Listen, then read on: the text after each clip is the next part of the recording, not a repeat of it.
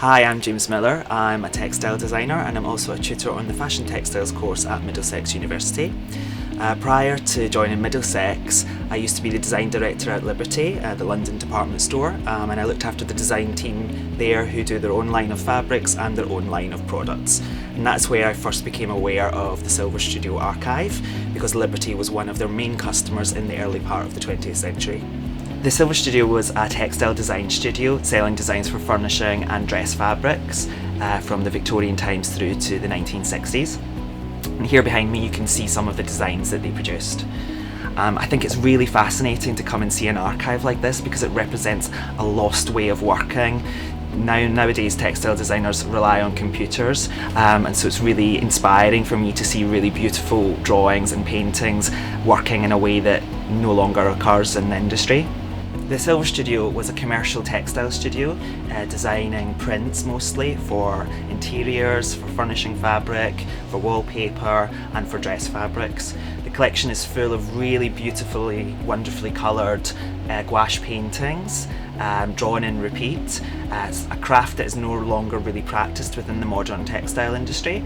The industry has changed so much over the last 100 years, and now with the advent of computers and technology, the whole process is completely changed.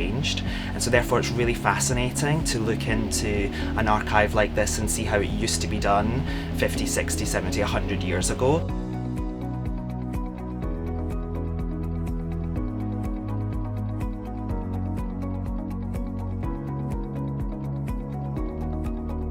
Another thing that I personally find really fascinating about the collection is I love looking at their source materials.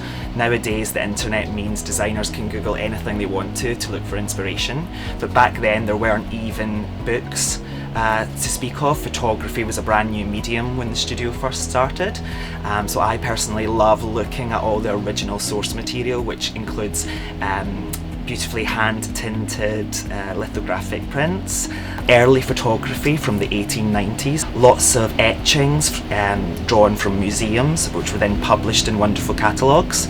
This is one of my favourite items in the archive. It's a book from the 1890s, a German book, containing beautiful prints of flowers that were drawn by an artist and then hand-coloured. And the designers at the Silver Studio would have used this as reference for their floral designs. The archive also includes many periodicals from the early part of the 20th century, and these cover all types of arts and crafts that were popular at the time. As a designer, because they're very inspiring to look at other crafts and see what was happening there, you never know where inspiration can come from.